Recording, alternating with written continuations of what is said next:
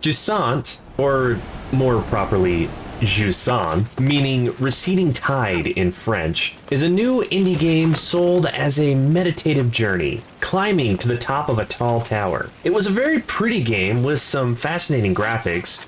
I beat the whole thing in about 4 hours if you want to check it out, but first, let me lay out some of the mechanics you can expect and give it a rating for the shelves behind me.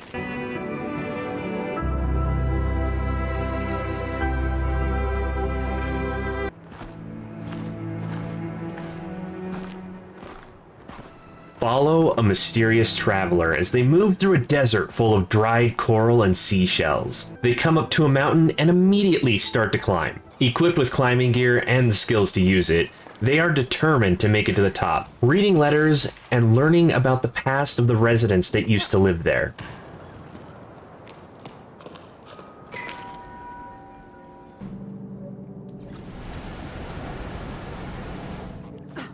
The graphics are very clean, and the music is smooth and calming. No conflict with monsters or anything. You won't find any dialogue either. All of the words in the game are written out in letters. The only kind of issue I can think of would be the extreme heights being climbed. If you look down, it could be a little unnerving for certain audiences.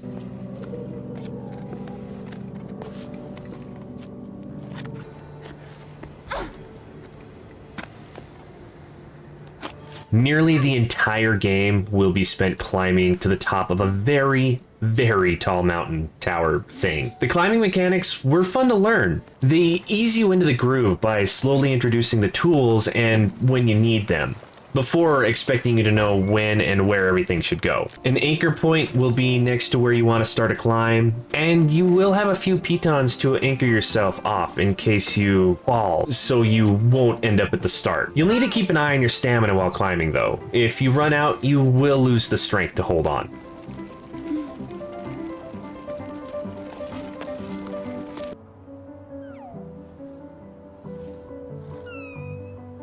You won't be alone in your climb though. Stuck in your backpack from the start will be a cute, squishy little critter known as a ballast. Equipped with some sort of magical powers, the climb to the top would be impossible without it. The ballast can make old plants grow again, allowing you to climb higher. It can even help you uncover collectibles or show you the way while singing on your head.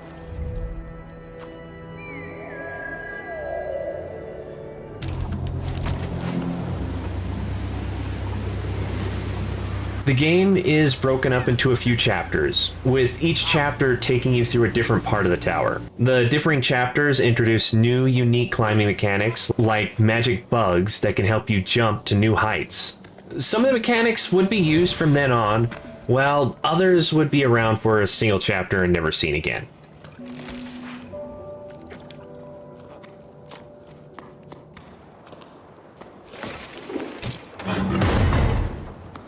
Jusant has no dialogue whatsoever in the game. The entire story will be told through various letters found throughout the tower. Some were short and sweet, while others were a few pages long. They are worth reading to help you understand what happened to that part of the world, but not necessary to beat the game. I enjoyed piecing together the story of the past. You might too.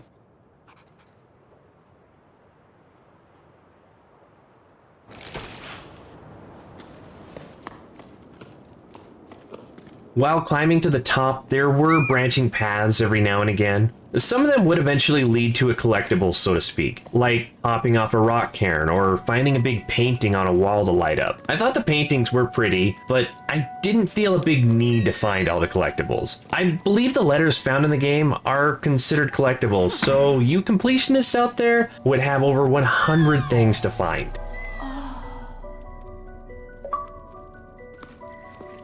When I first saw Jusant, it was explained as a relaxing meditative climb to the top of a large tower. When I played, however, it felt quite a bit different. The music was soothing and could possibly help you relax, but the climbing process required too much maneuvering and thinking to get into a calmer state of mind. Climbing involved using the right and left triggers on the controllers to grab with each arm. By the end of my playthrough, my fingers were starting to ache. Now, it may be playing through the entire 4-hour game in one sitting that kept me from relaxing. Perhaps if you were to take it at a slower pace, you can find that meditation they were talking about. I did find the climbing mechanics to be a lot of fun at first. Climbing, swinging, and jumping my way to the top, but about halfway through the game, they had lost their glamour. It was nice to have new mechanics introduced in the different chapters, but the new feeling wore off quickly. I did eventually find myself at a point looking forward to the end. So now, without further ado, let's get these ratings underway. I thought this game looked very good for an indie game. The graphics and colors worked so well together,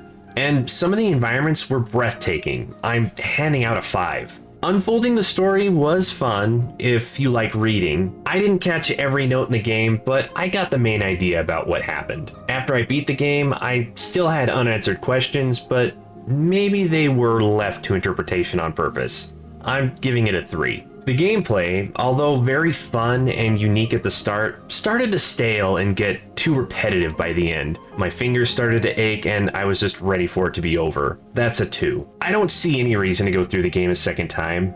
The only challenge being to find everything might be reason enough for some, but I'm not going to. That's a 1. I don't know how many times I gotta say it, but starting out was very fun. Finishing wasn't. But I probably didn't play it right. If I stuck to 1-hour sessions every so often, I might have a different feeling. But for now, I'm giving it a score of 2. Giving Jusant an average score of 2.6. Earning it a place right there on the mid shelf. It's worth checking out on Game Pass if you have it, and it's still there when you see this, but I don't feel like the few hours you can get out of it might be worth the purchase. Alright, now that I'm done with that, it's time to move on to the next one.